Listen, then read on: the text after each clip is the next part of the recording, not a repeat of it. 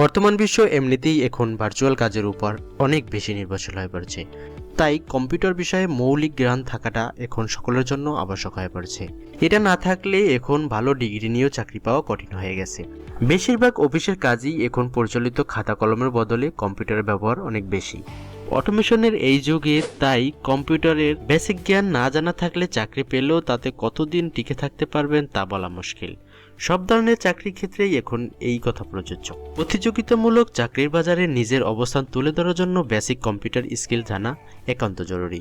আজকের এই ভিডিওতে আমরা কম্পিউটার শিক্ষার সেই বিষয়গুলোর প্রতি আলোকপাত করব, যা প্রাথমিকভাবে আপনার জানা খুবই দরকার।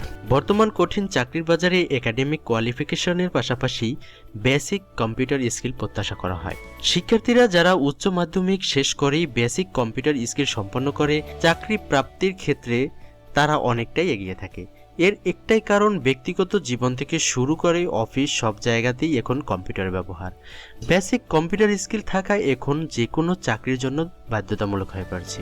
ইচ্ছা, দক্ষতা এবং আইটি টুলস শিক্ষার্থীদের ব্যক্তিগত ও কর্মজীবন বেশ ভালো প্রভাব ফেলে। এতে করে আপনার ক্যারিয়ার উন্নত হওয়ার সম্ভাবনা বহুগুণে বেড়ে যায়। দর্শক, এবার জেনে নিই বেসিক কম্পিউটার স্কিল কী কী। কম্পিউটারকে দৈনন্দিন জীবনের বিভিন্ন প্রয়োজনে ব্যবহার করতে জানাই বেসিক কম্পিউটার স্কিল। কম্পিউটার দিয়ে আমরা স্কুলের সায়েন্স প্রজেক্ট বানাতে পারি। এছাড়াও বিভিন্ন ইভেন্টের ব্যানার তৈরি, কলেজের প্রেজেন্টেশন সহ ইত্যাদি অনেক কিছুই কম্পিউটারের মাধ্যমে করা সম্ভব। আপনি যদি এসব কাজ কম্পিউটার দিয়ে করতে পারেন তাহলে আপনি কম্পিউটারের বেসিক নলেজে দক্ষ। এ সকল কাজ আপনি বাসায় শিখতে পারেন, আবার চাইলে কোনো ট্রেনিং সেন্টারে ভর্তি হয়েও যেতে পারেন। ইচ্ছে করলে কোনো অনলাইন কোর্সও করতে পারেন।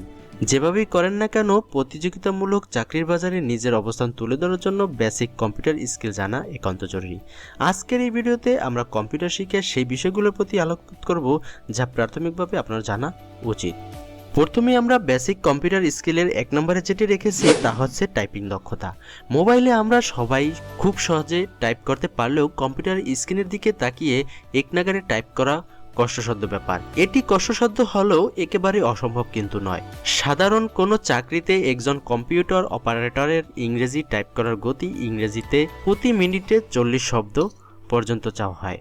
তাই আপনাকে অবশ্যই টাইপিং কাজে মোটামুটি দক্ষ হতে হবে।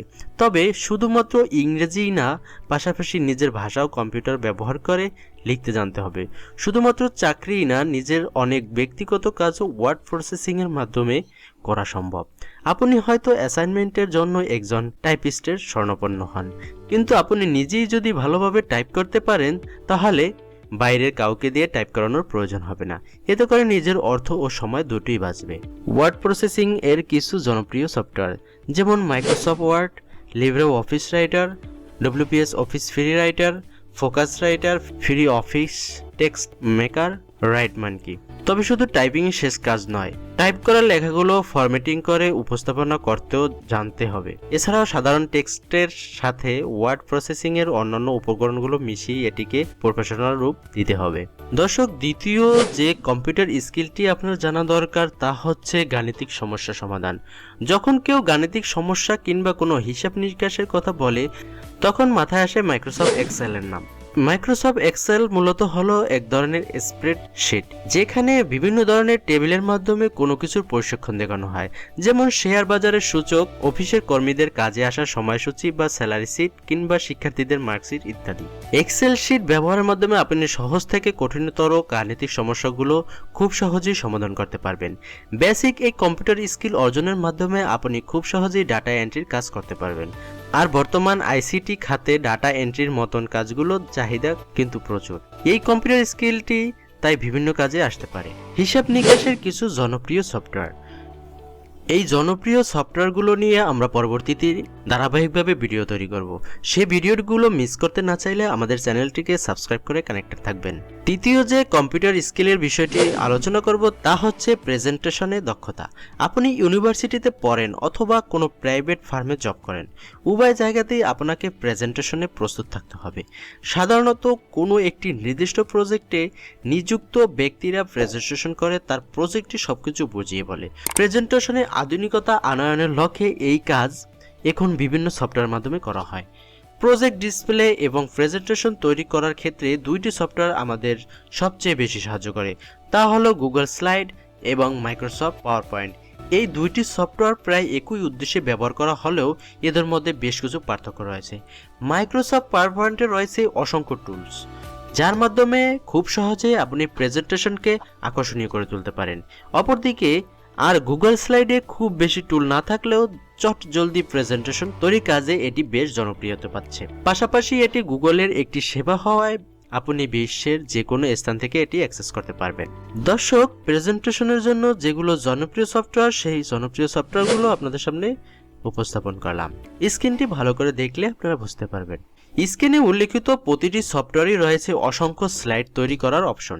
সেই সাথে ছবি অ্যাটাচ করা যায়, মিউজিক অ্যাড করা যায়, থিম পাল্টানো যায়, ফন্ট চেঞ্জ করার পাশাপাশি এর কালার ও সাইজে পরিবর্তন আনা যায়। তাই বর্তমান সময়ে ক্যারিয়ারে অন্যদের সাথে টিকে থাকার জন্য এই কম্পিউটার স্কিলটি আপনার থাকতেই হবে। চতুর্থ যে বিষয়টি নিয়ে আলোচনা করব, অর্থাৎ আপনার যে স্কিলটি থাকা দরকার তা হচ্ছে গ্রাফিক ডিজাইন। আপনি কি আঁকাআঁকি করতে পছন্দ করেন? যদি উত্তর হ্যাঁ হয়, তাহলে কম্পিউটারের বেসিক স্কিল হিসেবে আপনার গ্রাফিক্স ডিজাইন শিখে নেওয়া উচিত। গ্রাফিক ডিজাইন কম্পিউটার শেখার এমন একটি অংশ যা ছাড়া আপনার কম্পিউটার জ্ঞান একেবারেই অসম্পূর্ণ। গ্রাফিক্সের বিভিন্ন সফটওয়্যার ব্যবহার করে আপনার প্রয়োজনীয় ম্যাগাজিন, ব্যানার ও পোস্টার তৈরি করতে পারেন নিমেষেই। শুধু তাই নয়, বন্ধুদের ছবিগুলো সুন্দর করে এডিট করে তাদের উপহারও দিতে পারেন।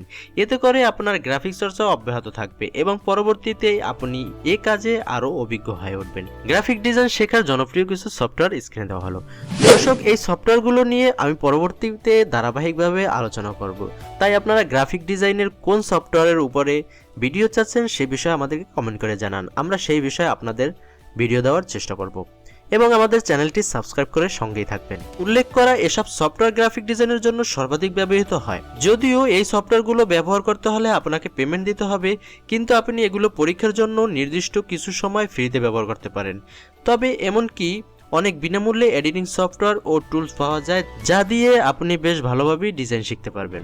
গ্রাফিক ডিজাইনে ভালো দক্ষতা অর্জন করতে পারলে প্রেজেন্টেশনে এই স্কিল কাজে আসবে। বিভিন্ন ইফেক্ট ও বিভিন্ন স্কিল ব্যবহারের মাধ্যমে আপনার প্রেজেন্টেশনটি হয়ে উঠবে অন্যদের কাছে সহজবোধ্য ও আলাদা। আর আপনি যদি কম্পিউটারে অ্যাডোবি ফটোশপ ও ইলাস্ট্রেটরের ব্যবহারে পারদর্শী হয়ে থাকেন, তাহলে এসব কাজের জন্য সবার আগে কিন্তু আপনাকে ডাকা হবে।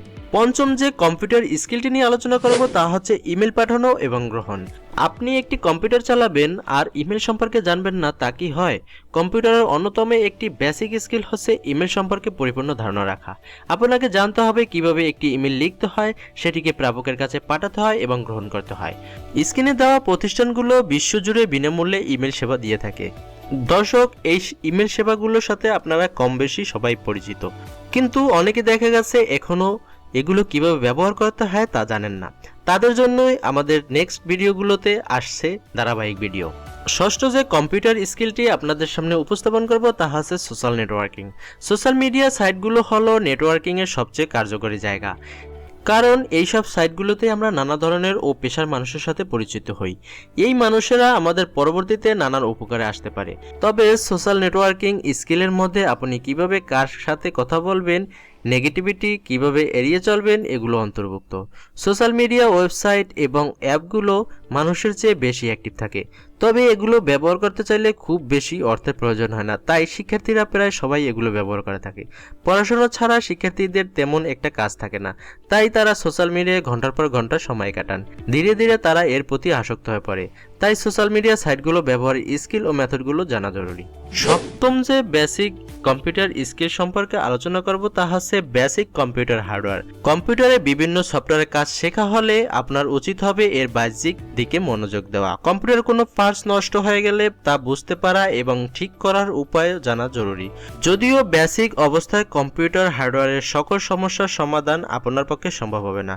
আপনার জানা উচিত পিসি কিভাবে পরিষ্কার ও ভাইরাস মুক্ত রাখা যায়, RAM, hard disk, basic input ও আউটপুট ডিভাইস সম্পর্কে ভালো ধারণা রাখা জরুরি।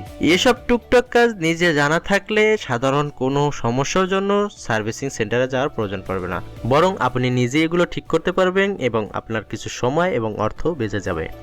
দর্শক, এই ছিল চাকরিতে 7টি বেসিক কম্পিউটার স্কিল যা আপনার জানা থাকা খুবই প্রয়োজন। উচ্চ মাধ্যমিকের পর সকল শিক্ষার্থীদেরই উচিত বেসিক কম্পিউটার স্কিলগুলো শিখে রাখা। এই স্কিলগুলো শিখে রাখলে আশা করা যায় শিক্ষার্থী ও চাকরি প্রার্থীরা সব ক্ষেত্রেই অন্যদের থেকে বেশি এগিয়ে থাকবে।